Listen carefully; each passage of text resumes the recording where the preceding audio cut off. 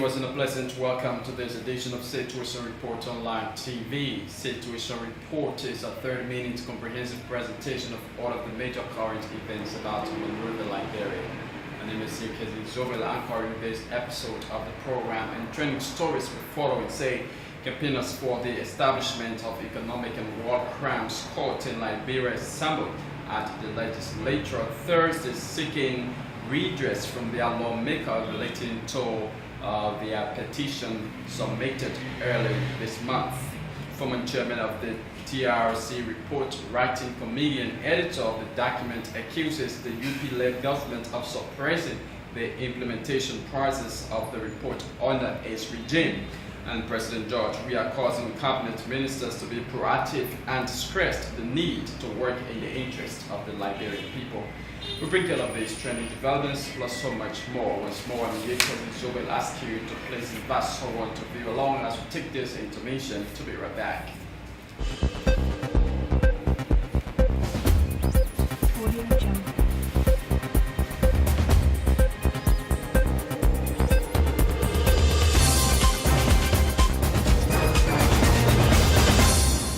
Welcome back to the program, and thanks for rejoining us.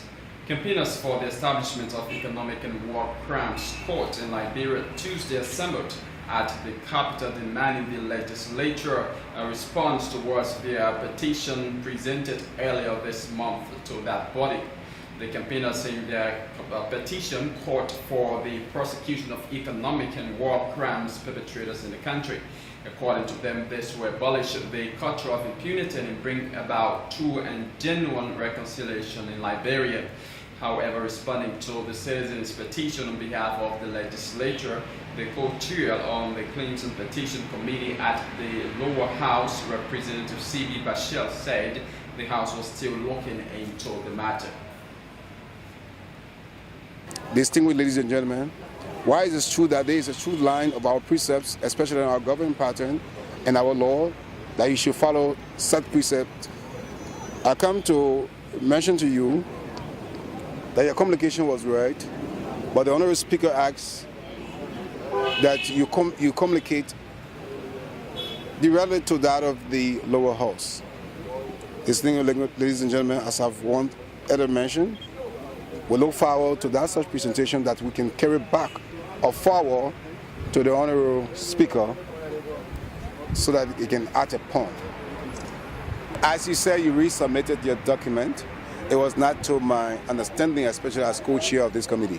So what I can do, or what I would want to do, is to get back to the Speaker specifically and asking him that, and if I could see such, I will ask the Honorable Wessel to see whether that document was presented, then I can carry forward to that of the Speaker and that of the Honorable Clerk, so as to do due diligence to your communication. But I will want to do that in line to our rules and regulations that guides the plenary. So again, once, thank you.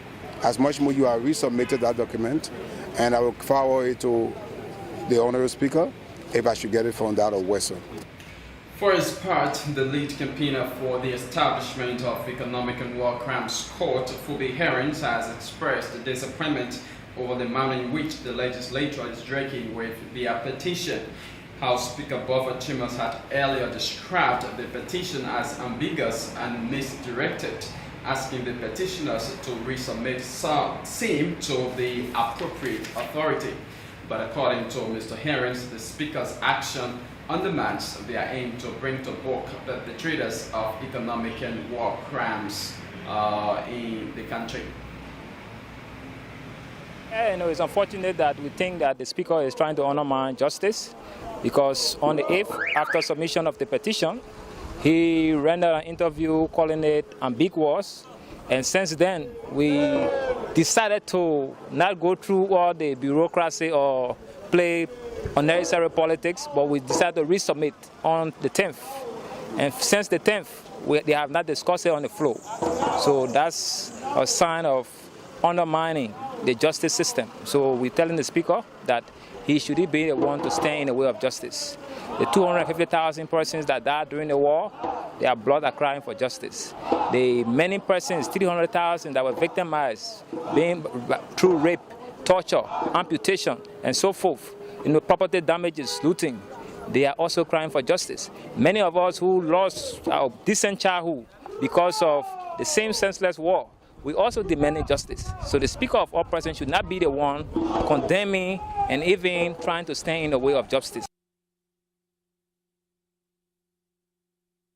The petition was not in any way out of order.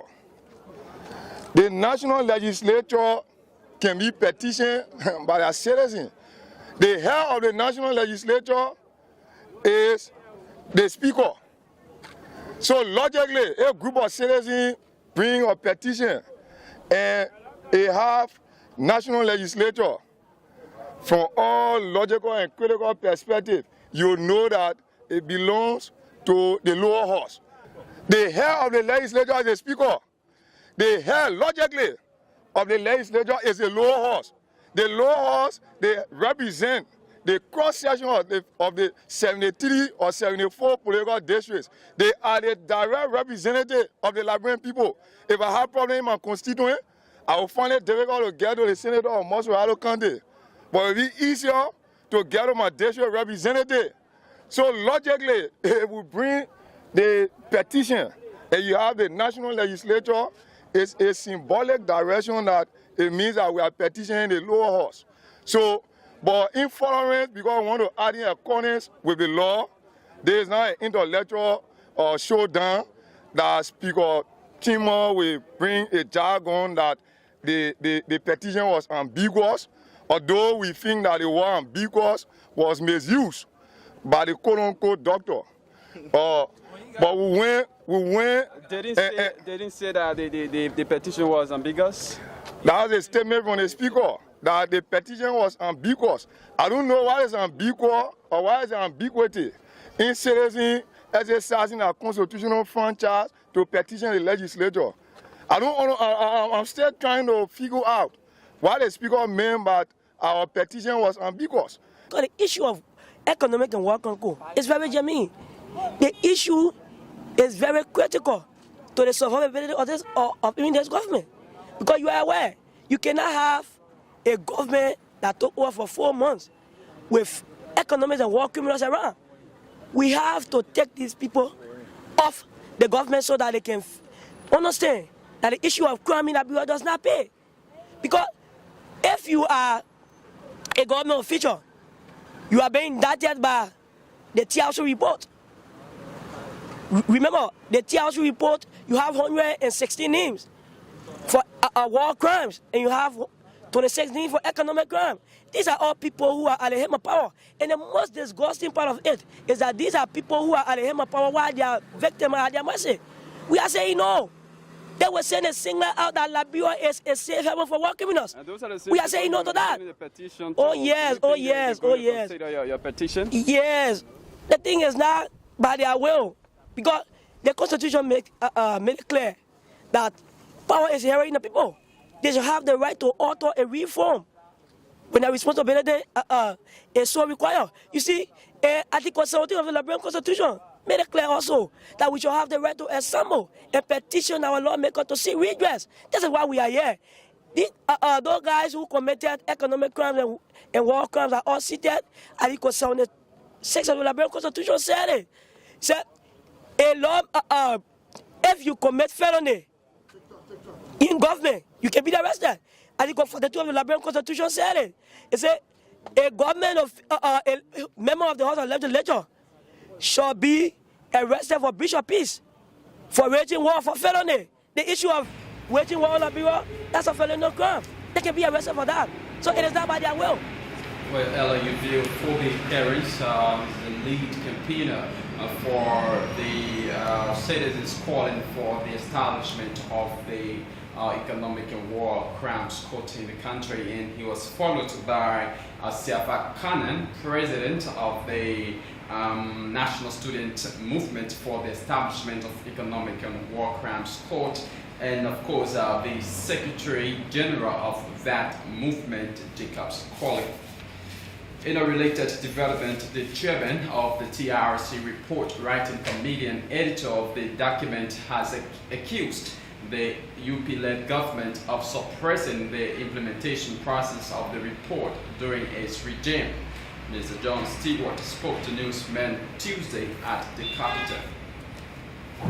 I can tell you, we faced a lot of problems from the government of the day.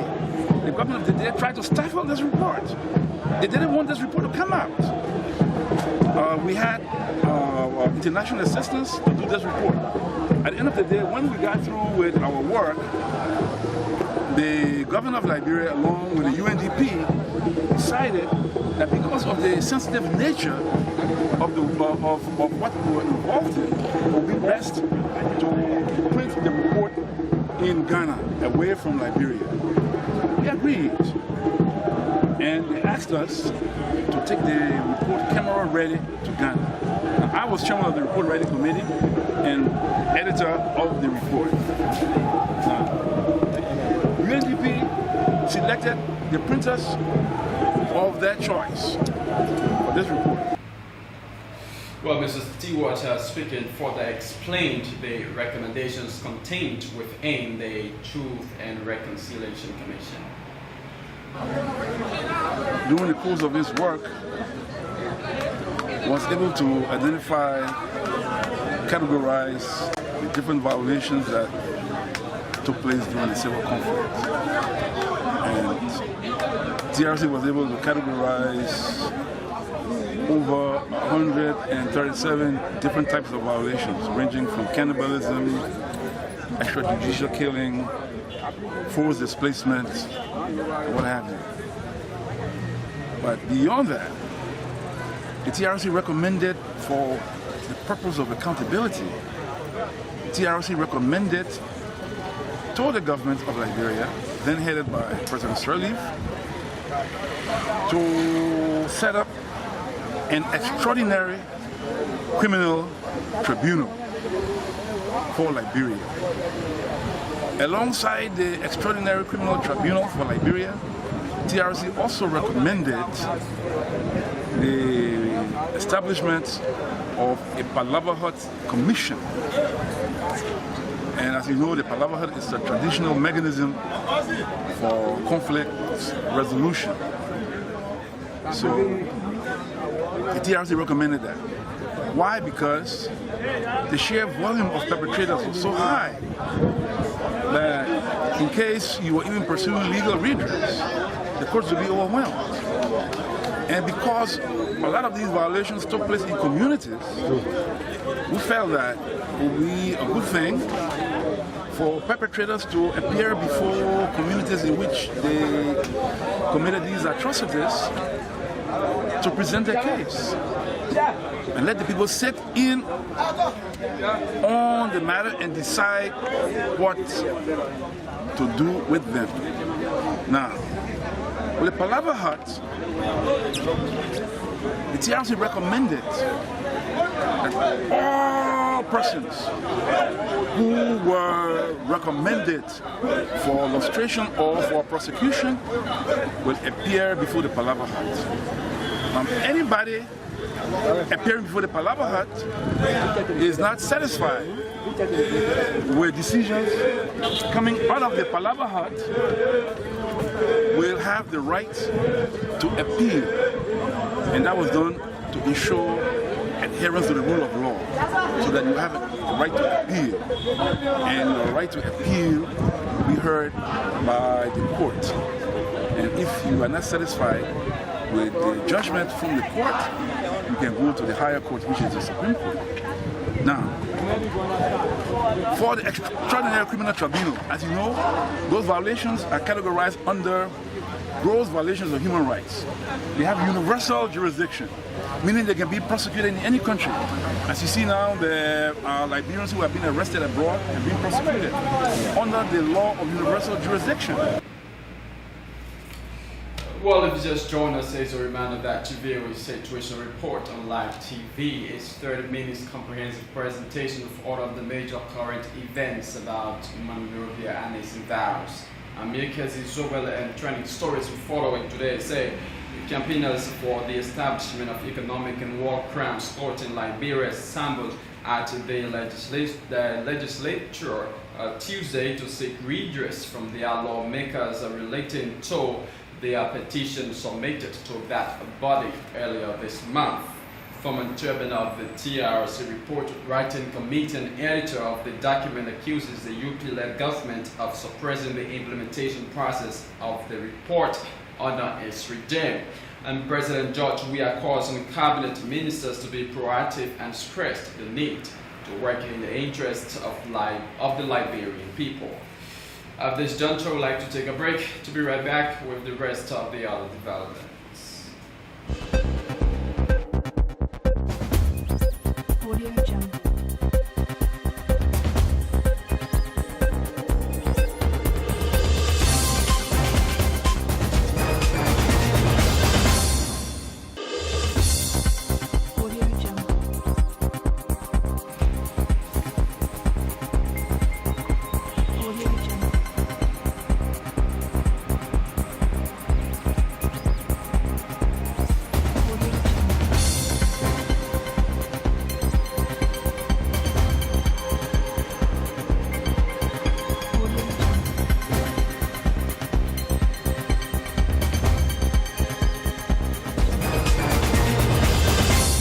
Pleasant welcome back from that intermission. President George Weah has called on members of his cabinet to be proactive and stressed the urgent need to work in the interests of the Liberian people. The president made the call recently at the start of a two-day cabinet retreat held recently in Buchanan, Grand-Bassa County. Also at that event, the Minister of State for Presidential Affairs, Nathaniel McGill, presented the priorities of the government. Here's the president, followed by the minister.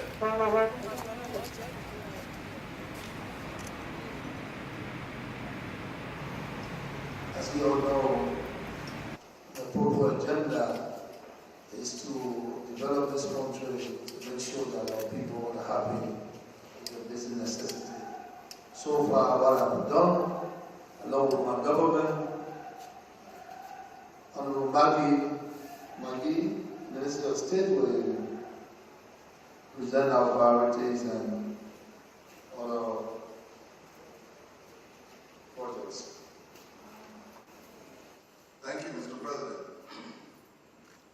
Firstly, let me extend special thanks to members of the cabinet and heads of autonomous agencies. As you know, we at the Ministry of State, our responsibility to work closely with the different sectors so as to ensure the agenda of the president is delivered. While doing so, we also want to encourage members of the different sectors, especially areas in which the president has placed some high priorities, particularly the area of infrastructure. We'll go down to the issue of the roads. The president has said with the number of different priorities he has set.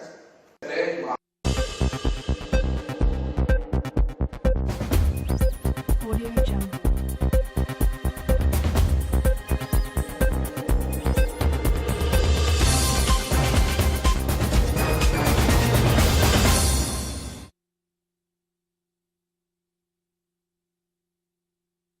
Light TV, but before leaving you, let's recap major stories we've been following. Campaigners for the establishment of Economic and War Crimes Court in Liberia assembled at the legislature Tuesday to seek redress from their lawmakers relative to their petition submitted earlier this month. Former chairman of the TRC report writing committee and editor of the document accuses the UP-led government of suppressing the implementation process of the report under its regime. And President George Weah calls on cabinet ministers to be more proactive and stressed the need to work in the interest of the Liberian people. Many thanks for your viewing role, and thanks to all of our reporters, editors, and all those who contributed to the sources of this episode of Situation Report. For more news and information on this station, you can log on to www.livetvonline.com, or better still, find us on YouTube at Light Communications Investment. I'm Yekezi Zobel, bidding you a pleasant goodbye.